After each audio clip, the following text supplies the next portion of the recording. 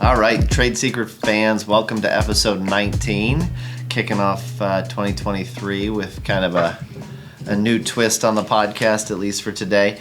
The group here is clearly made up of some different generations. We've got the millennial to my left, the boomer to my right. Somehow I fit into this Gen X category. And yesterday we attended a presentation by Chris DeSantis, who's the author of a book called Why I Find You Irritating, Navigating Generational Friction at Work.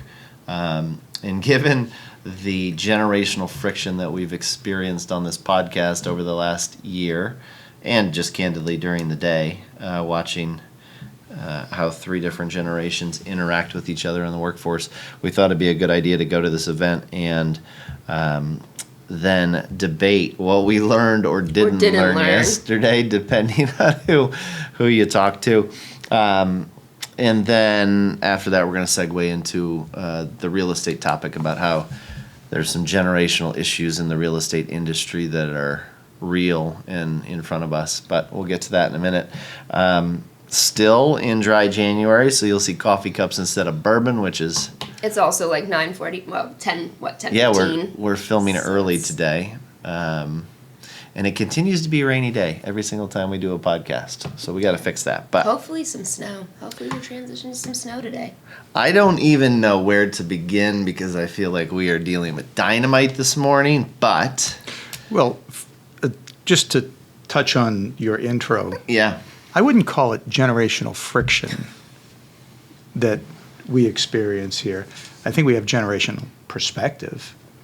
And I think everybody, I don't care where you're from, you're a product of your generation. This is how you experience life. This is what you grew up with. Right. The things that affected me when I became self-aware at a certain time are different from the things that you experienced, and they're completely different from the way you experienced them.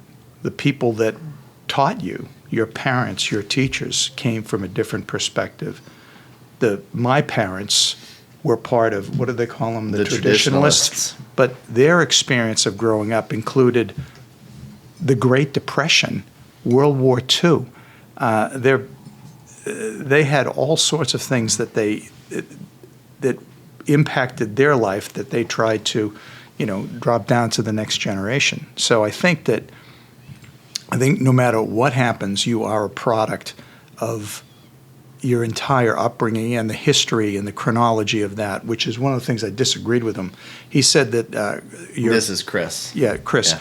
Chronological birth is not as important as your shared beliefs, but I think they're integral. I think that they just kind of get intertwined.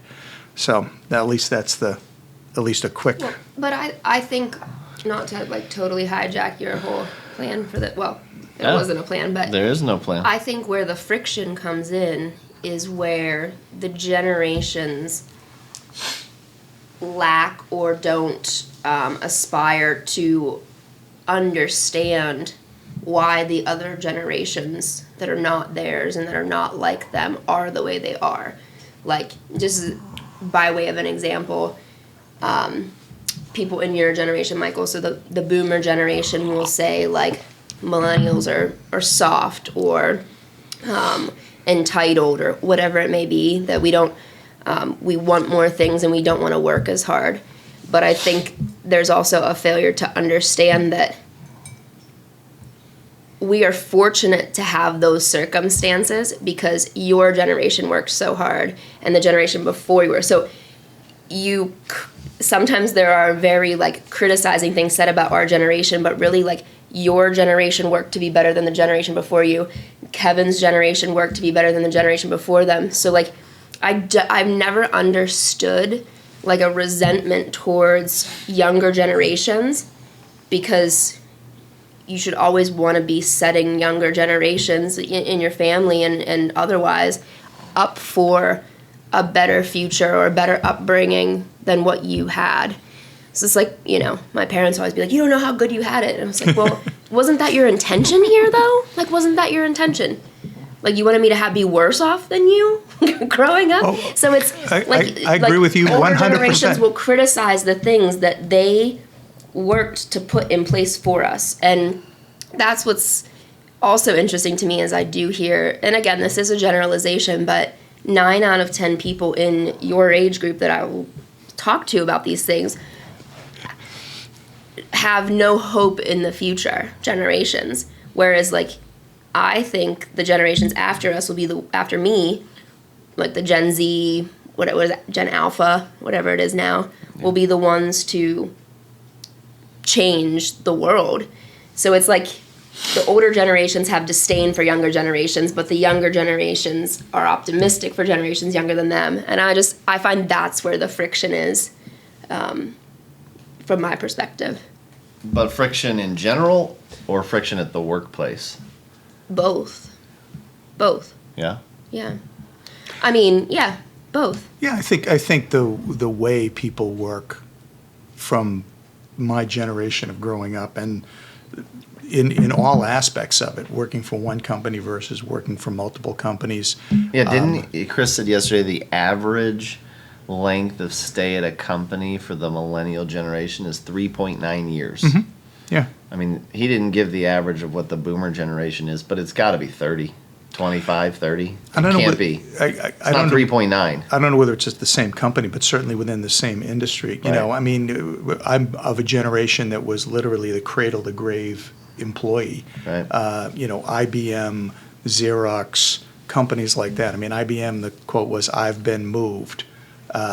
You started here and you just advanced up the ladder, and that was pretty much, how the boomer generation looked at everything. You started with a job, and that was, cradle to grave. The I've been moved thing's interesting because Chris yesterday in his talk, he said, from a work perspective, when a boomer got asked to move to Chicago for a job, the reaction immediately was when, and I'll be there. Yeah. And the millennial generation's response is, let me talk to my spouse or let me talk to my parents.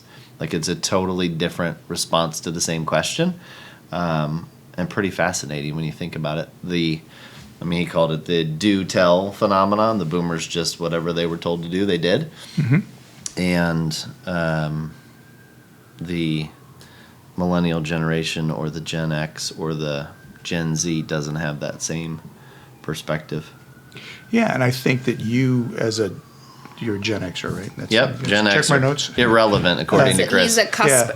You're on the cusp, though, right? I'm a cusper. And I think they're all cusps regarding that. If you're born to the tail end of one thing, you kind of fall into it's not. Yeah, the cuspers are the people who fall on the edges of the 20-year gaps. It's not etched in stone, but I think that you probably grew up in this industry by, you got to be in the office and you got to do this and you got to do that because you were most likely mentored by someone of my age.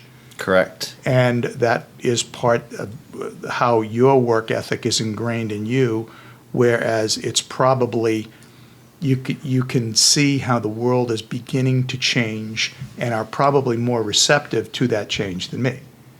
Yeah, I think that's fair to say based on our experiences as a group so far. A little more receptive to the change. Yeah, I think that it's your method of work has been different from my method of work, or my method of learning work, if you will. So we kind of went in circles a little bit there, but big picture, what was your take on the presentation? Chris's thoughts on the boomer, the millennial, the interaction at work? Like, was it informative? Did you get something out of it? Yeah, I mean, I thought it was interesting. I've never laughed so hard in a 2-hour presentation as I laughed hysterical. yesterday. He was definitely hysterical. Yeah, if you're watching this, Chris, you are hysterical. And I want to know what keeps your energy level at its... Yeah, please. You are running at 1,000%. He drinks a different type of coffee than I do, that's for sure. Yes. I found some certain things different or interesting. A lot of what he said, I mean, I have boomer parents. I have experienced a lot of generational conflict in my personal life. Not that I think we have generational conflict here, but I've been fascinated with, how that generation got to be how they are now, and what has changed to make my generation the way we are. So I do, this is something in my personal life as well that I just find fascinating and I could talk about all day. The one thing that I thought was really interesting was that he called out the difference between implicit and explicit, and how that changes, and he framed it in reference to implicit versus explicit love. And he asked, the generation, the Xers in the audience, how many of them had children and how often they told their children they loved them. And the unanimous answer pretty much was every single day. Whereas they asked the Generation Xers, how often did your parents tell you they loved you? And the answer was pretty much almost never. And then Chris made a great joke of only when my dad was drunk on Christmas, but he was talking about when the boomers got told. Yeah. How often the boomers only heard their parents tell them they loved them when they got drunk on that. Christmas, right? Which was a joke, but I do see that, and I think that every generation adapts to add more of what they're missing from their parents' generation or their relationship with their parents, and they adapt to add more of that into their relationship with their children, and they keep the good things and try to increase the good things from those relationships, and then they try to weed out or eliminate some of the less than ideal things from those familial relationships. But it's interesting because he linked it back to in the workplace, where now the younger generations, they need a lot more dialogue. They need to hear those things. So they're so used to getting positive feedback from their parents, being told that they're loved. He called it recognition for contribution. Yeah. So the younger generations, which I found interesting because a lot of people will criticize younger generations and say we're always on our phone, we have no communication skills, no interpersonal skills. But what he highlighted was almost the opposite, where the younger generations need more constant dialogue and more of a constant feedback loop, which I had never really thought of before.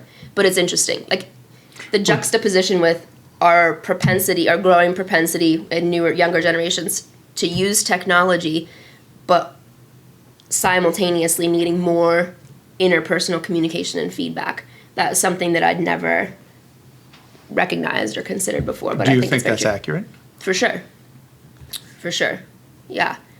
You seem skeptical. No, I think it's 100% accurate. I think that, we, like you said, that it's generational, where you just, this is your job, do it, I'll come back and check on it, and, are you going to get positive feedback, or do you need constant nurturing? We are a generation that got yelled at. We are we meaning me.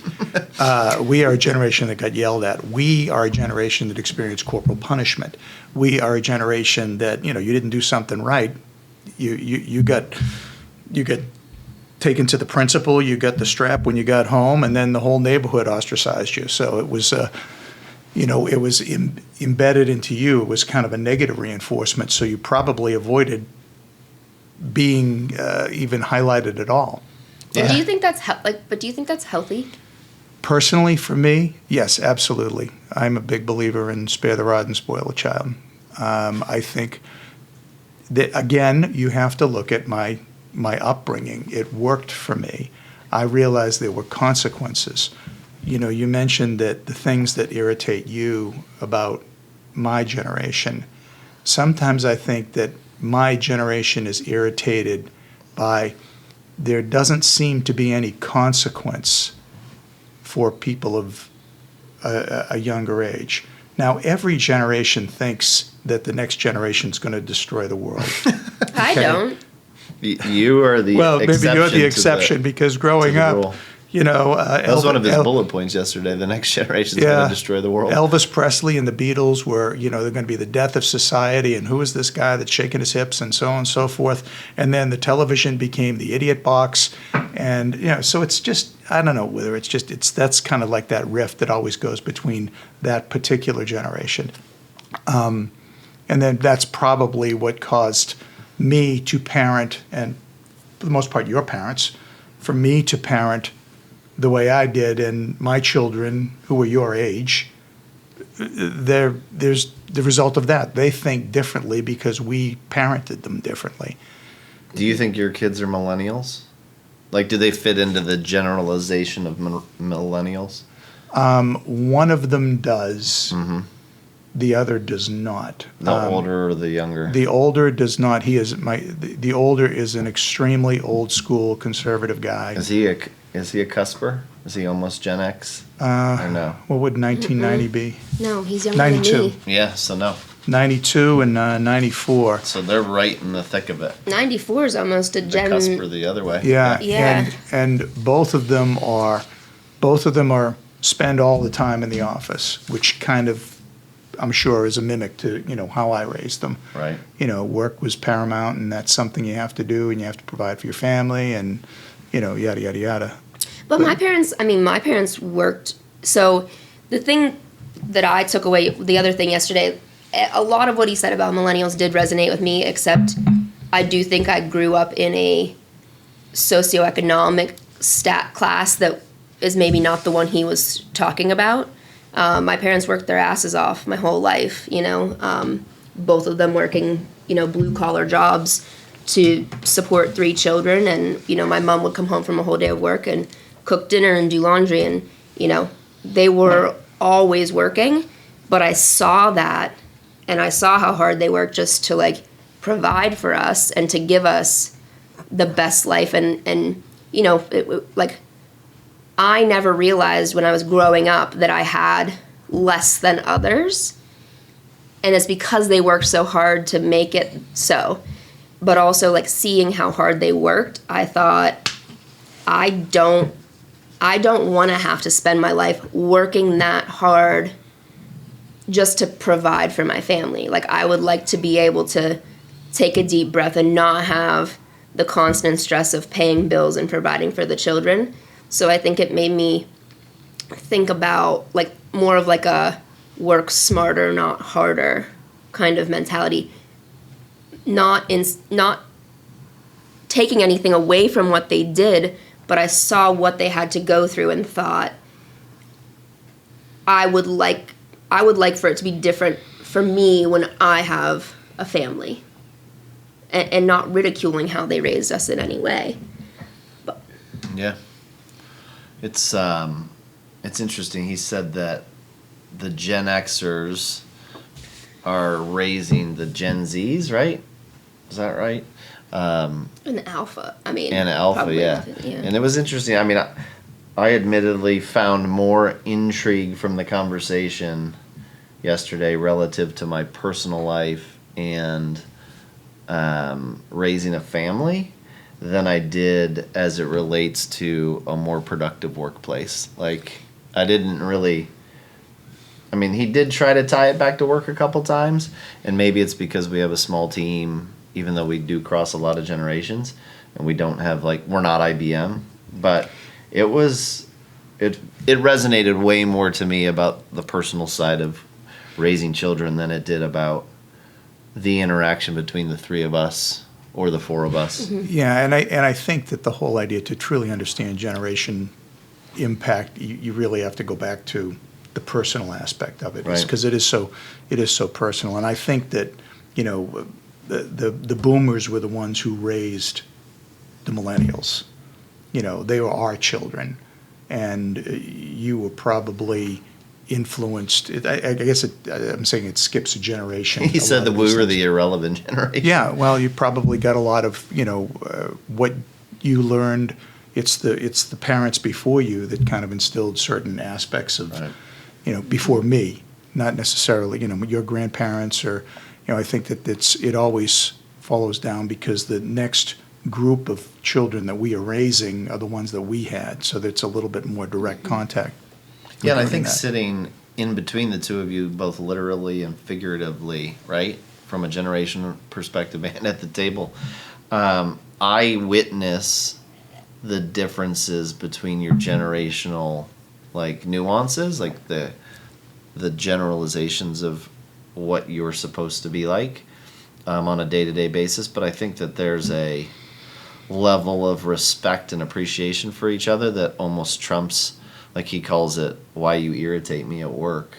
Like I see it happen, but I think maybe because we're a small team or because we respect each other, like it doesn't turn into there's not friction, if that makes sense. Yeah, and I think one of the things that I'm just speaking as a boomer, talking about how they live in this world today. One of the things that becomes very scary is how fast the world is changing, and how all of our upbringing is being challenged by where society's going right now.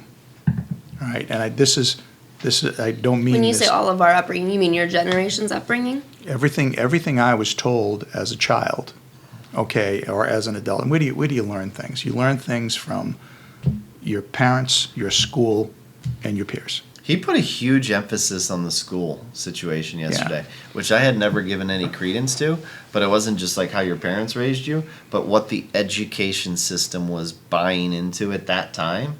He put a huge emphasis on that. I am the generation of reading, writing, and arithmetic. Okay, these are the things that you had to learn. These are the skills that you had to achieve. You know, our standardized test was called the Iowa Test of Basic Skills. So we had to do that. That's how education was. Today, I don't even know what it is today, but, and this is the generation coming out in me. We've had this conversation that I think the worst thing that's affecting this country is the American education system. Okay, That's I know another rabbit hole. That's another rabbit hole. The other thing, though, he said, though, was like the generation or the education model in your time was more individualized learning. It was standardized tests. It was, whereas, excuse me, when I was in high school, even middle school, like middle school, high school, college, for me, everything was a group project. It was, I mean, I had an organizational behavior, an organizational psychology class. Every single class that I had in college, there was some kind of group project.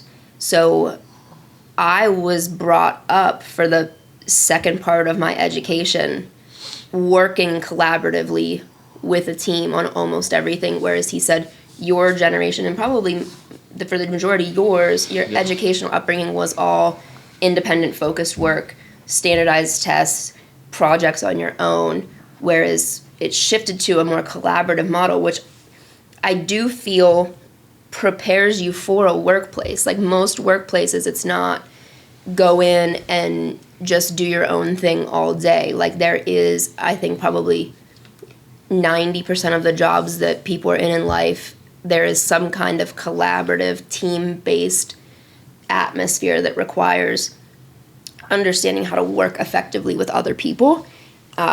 So I think, you know, you might talk shit on the education that I got, but at least we did have more of like the collaborative thing that I think does help us integrate into a workplace setting.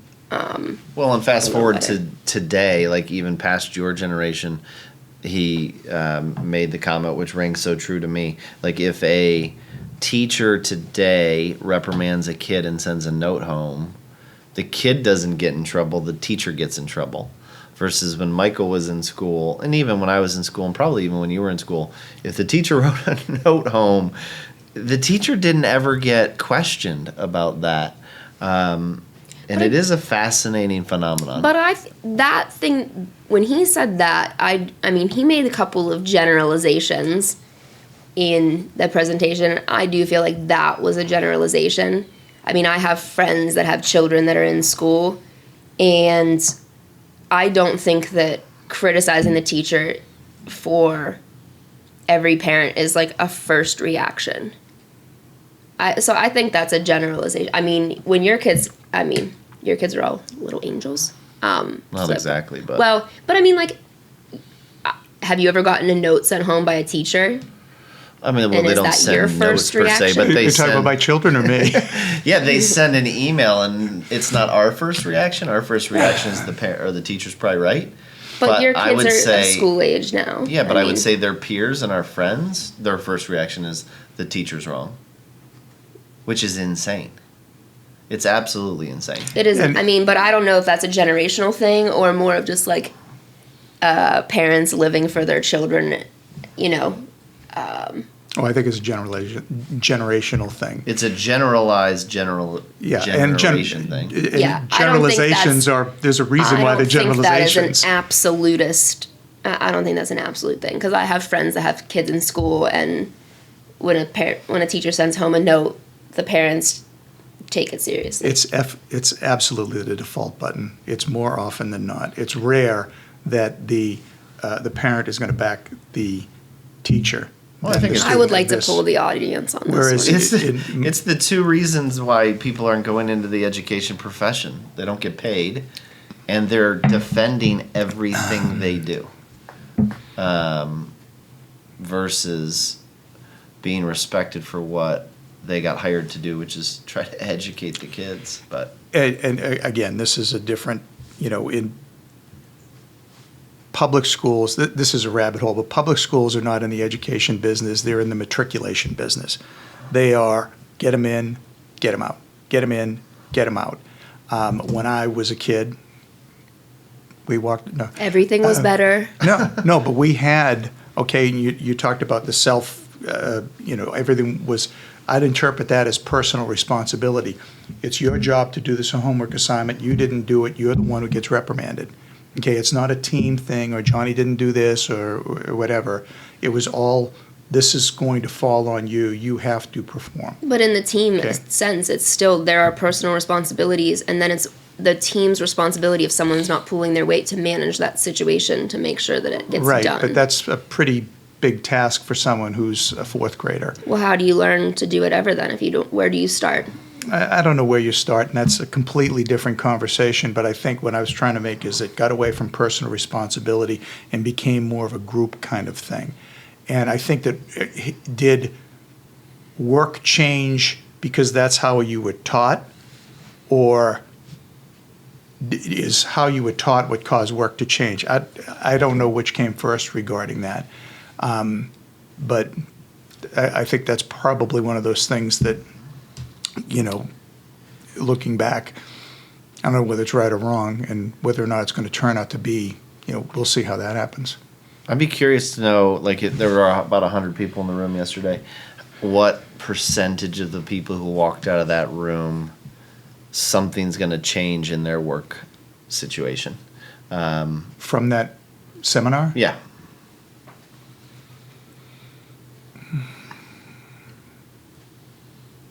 I would say very little. What do you think? So, to your point before, I don't really know that he gave any,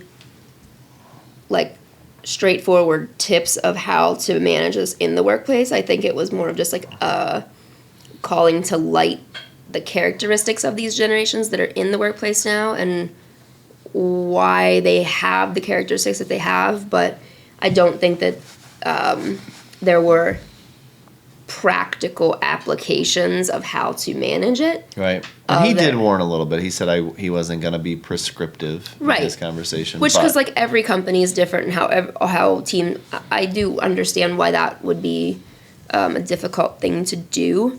Do you know more about Michael's boomer mentality now? Yeah, I think I do. Do you know more about the millennial experience? Yeah, I do. But just to throw something out, all right, so you've never been my age. Correct. Not yet. She's got I've been your age, and I've been his age. But in a very different world. So much has changed. Well, let him finish. Who knows what he was even going to say? And the world is different. The world will always be different. But that idea of, growing up and finding out and trying to develop your ideas of, okay, what is this? Is this something I'm going to take this side or I'm going to take this side?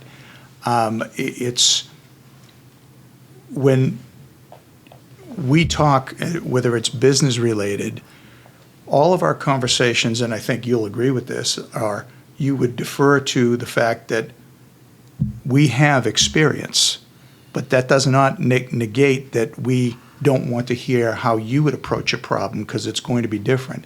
And I think one of the things he said that would solve all these frictional issue is dialogue, and the more conversations that you can have. And I appreciate the fact that sometimes you guys let me go off on one of these tangents about what this was back at this particular time. And he does go into some of these events that, I always go back to something historically that usually it has, what happened before has an effect on what happened now. So when you say it was a different time, yeah, it was different, but a lot of things regarding that difference was similar. Yeah, I mean, it might be self-serving, but I do think that our clients, I've been trying to think about this over the last 24 hours, I think they do benefit greatly from the generational differences that we have at this table. They're not getting Paige's generation's perspective only. They're not getting the boomers' perspective. They're not getting the Gen X's perspective. They literally are getting answers or advice based on kind of a multi-generational approach, which I think is something that, as I reflect on it, I think is pretty awesome about what we've created here. I think it's one of those things that makes our culture very special, because we do have that integration. And I know my perspective is not the only perspective. In fact, in reality, if I held these beliefs and didn't move from them, I'd get run over. Right. I mean, that's a rabbit hole, but maybe since we're on the topic, I mean, when you were at Cushman and just got started, when you were 5 years in the business, let alone 1 year in the business, was anybody listening to what you had to say? No. In fact, when I would go on cold calls or meetings, everything like that, I always wanted to bring someone with me that was a little bit senior. I used to call it the gray hair factor. That they'll just, even if I'm doing the talking, there's going to be credibility just because he's in the room. Right. And I think that was an important thing. Is that why you let your hair go gray?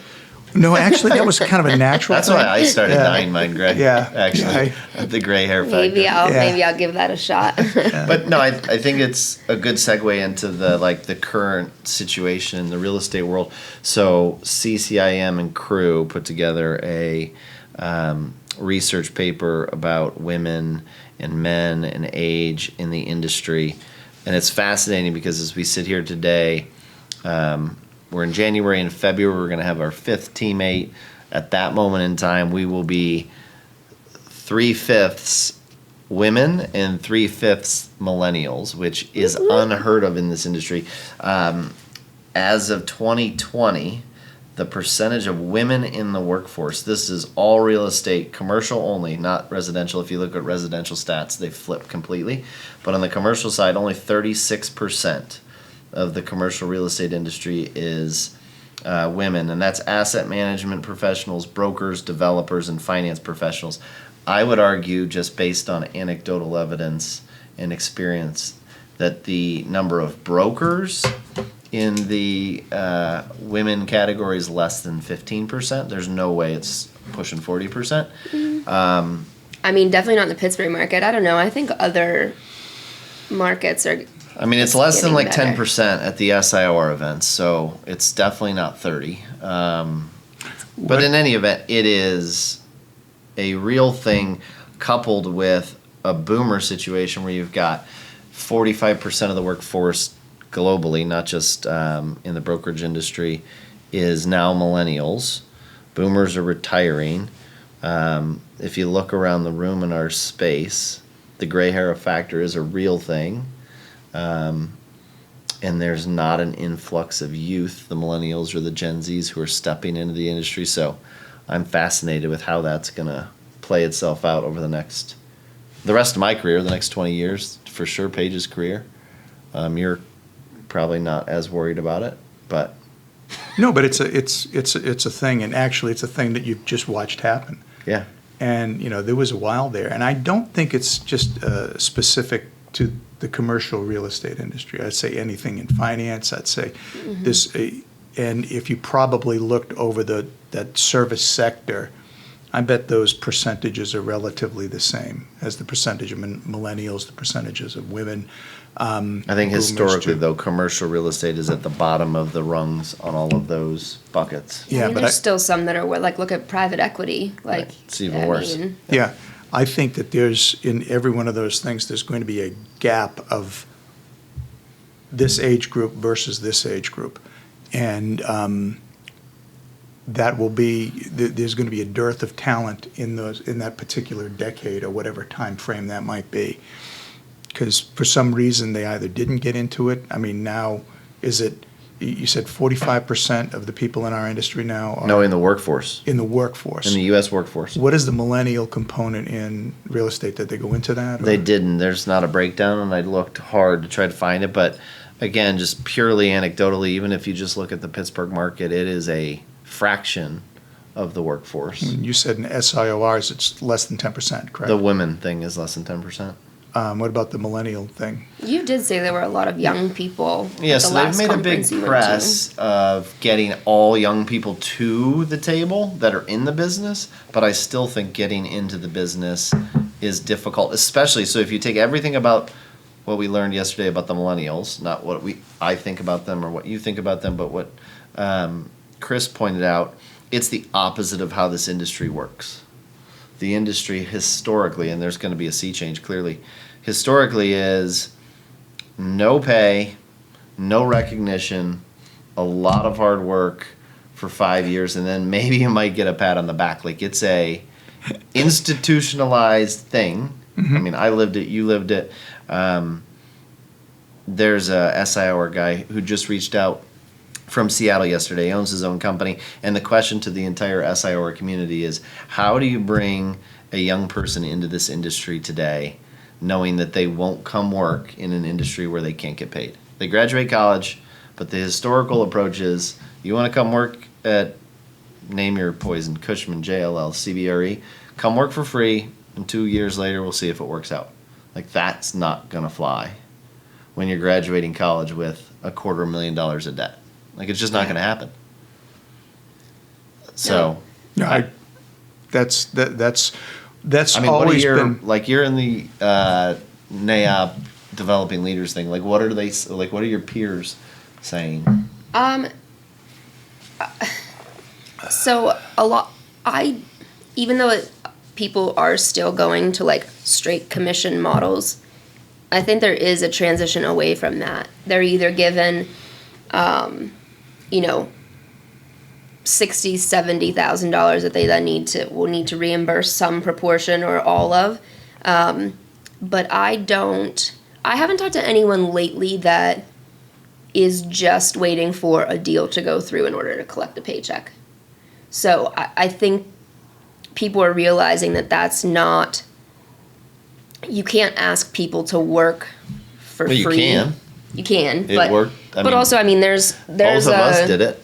There's a grind for talent, and I think people realize that coming out of school with all of the debt that my generation and generations after us are having, that's not, to get the top talent and the people who are willing to work the hardest, they're not going to do it at that level of risk of, I might not get paid for the next 12, 18 months. Like, I'm only going to eat when I kill, because it's a long process.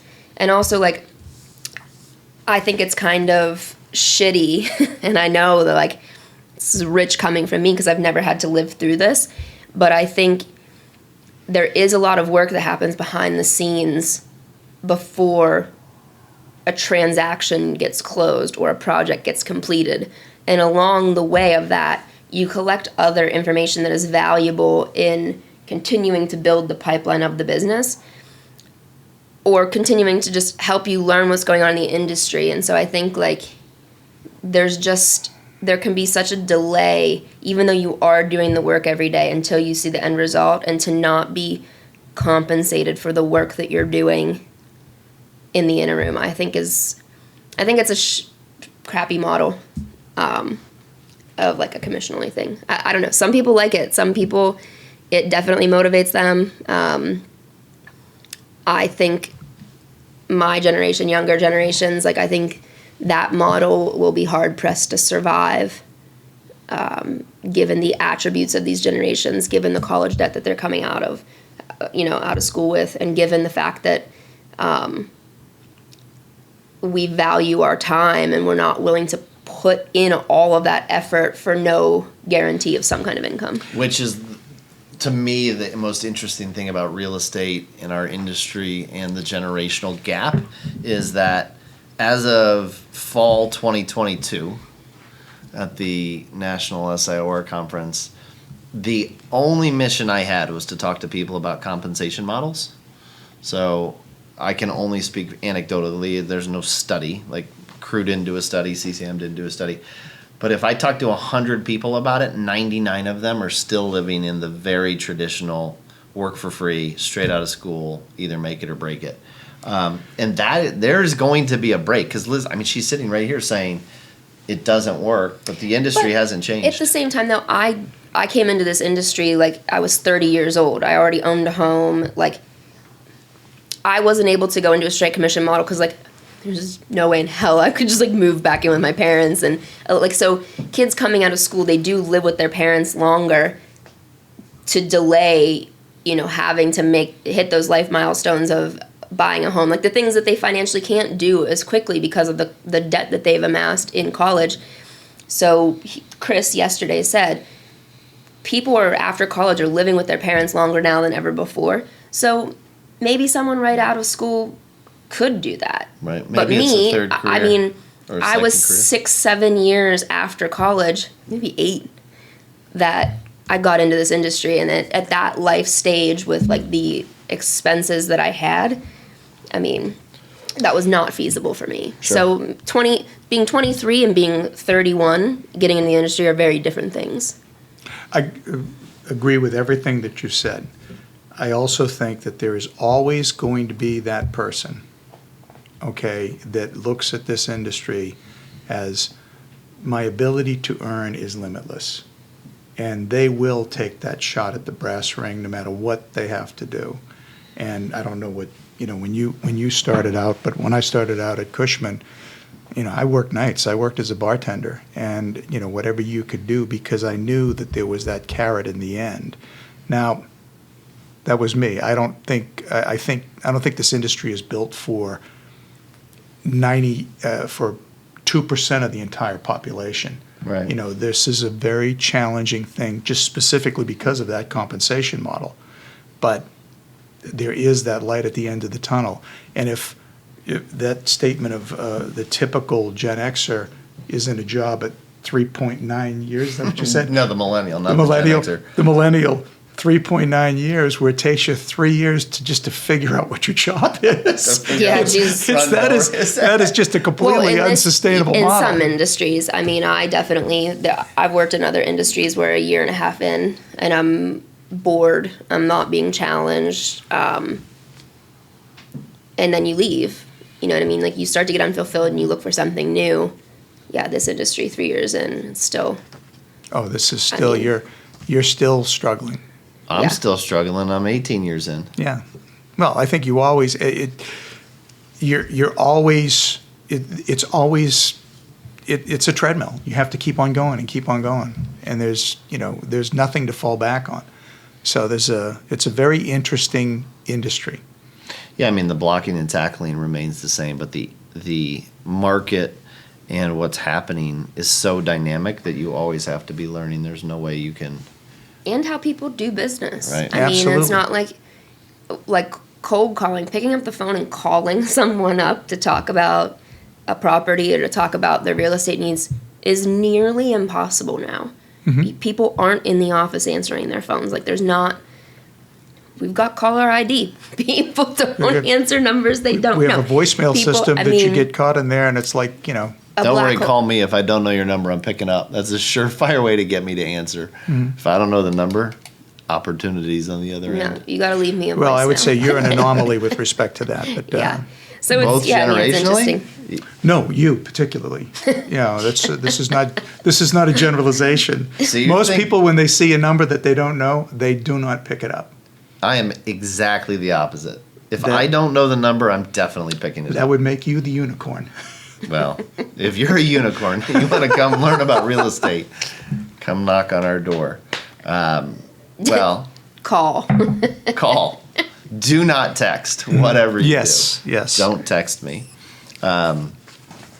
So, did we like the experience with our friend Chris DeSantis and the Yeah. generational gap? I mean, I'm a nerd about all of that. Like I love the psychology behind and the things that the inputs that go into trends of generations, or how people's upbringing impacts who they become and how they become that way. So I find that fascinating, even outside of like a work atmosphere. I could talk about that all day long. Sweet. How about you? Did you enjoy it? Yeah, I enjoyed it. I think that for me, there was a lot of validation. Yeah. People think that way. I think the way I do because of a certain reason, and I'm sure that everyone, falls on their own experiences and how they look at the world. And one of the things that he said, that to get along is you have to talk. And if people are unwilling to talk or hear somebody else's perspective, and, we live in a very polarized society, so just by that statement, people aren't talking. Sure. They're not listening to, this is People why are talking, they're not listening. Okay, I'm going to ask you to go on the other side of that door. Are you listening to how I look at the world? Are you listening to, and I don't mean you, I mean the millennials. In general, right. Are they listening to how I look at the world and why I say what I say? I don't think I get that feeling in the same way that, someone looks at me and said, old white guy with gray hair. I mean, I'm persona non grata day one. So it's... well, I think that's my takeaway from yesterday. I laughed like I have not laughed in a long time because the guy was super witty and really good. Oh, God. But I kind of felt like it was a salad bar, and he effectively said something that everybody in the room would resonate with. Sure. And like you mentioned, it validated things you were already thinking. Like, if anything, it almost was like so many hot takes that everybody in there, I felt, probably walked out and was like, yeah, that guy's dead right about that. But then if you actually polled the people, what they thought was dead right would be like still very generationally different. Absolutely. And that was the other, you hear from your perspective, not from what somebody else is saying. And I've said this, that's what you said, that's not what I heard. And, right, it's a common so thing. you have to try, and that's where the further dialogue comes. And I think that's one of the wonderful things about this particular thing. And I know we need to wrap it up, but I think another thing, like in the presentation yesterday and then in a separate discussion that we had yesterday afternoon, something I'm learning is that because of the way your generation was brought up and because of probably the more experience your generation has had in working with his generation, oftentimes like I do want to have a dialogue. I want to understand why I'm being asked to do a certain thing or why we're doing a certain thing a certain way. And sometimes your generation, because you were like the tell-do generation, you interpret my questions as a challenge of your authority or your experience, when really like I am just trying to get a better understanding of why we're doing something a certain way or why something is a certain way. And so I like that was one of the frictional things that like after the conversation yesterday, I'm better understanding why sometimes people in your generation will just say things and then get upset if we don't just like take them and act on them, when really we just want a more full comprehensive understanding of why. And it's not to challenge authority or challenge your experience, it's just to understand why we're doing something a certain way, because now like that's how we learn. Now we learn in a more holistic way. Like if I don't understand the inputs into something or the process behind something or the rationale of how we got to like what we're doing, I don't learn as completely or as quickly. Yeah, and I would agree with that. And I would also say that when you hear what someone of my generation or your generation says, don't accept it blindly. that doesn't mean it's the only way of doing something. Have you seen me do that? I think you two should hug. Like, this is like a moment. But We're going to wrap up episode 19 with a hug. Boomers love millennials and vice versa. Let's not get crazy. We haven't gotten into the other social aspects of it. But it's just like, when you sought counsel from someone who was senior to you or older than you, and that doesn't mean you did what they did. It means that you did seek counsel and you said, okay, I have this perspective, I have this perspective, and I have this perspective. And I'm going to do it this way because this is the one that I think that's going to work for me. Right. So I think that goes back to the dialogue thing.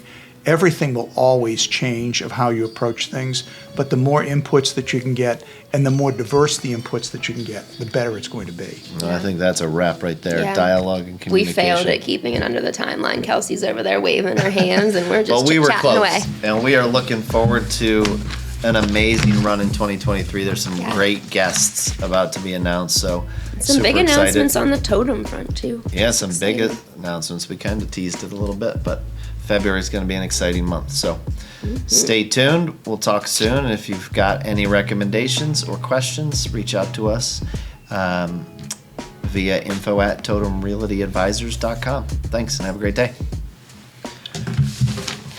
It's a wrap. That's a wrap. Pretty good.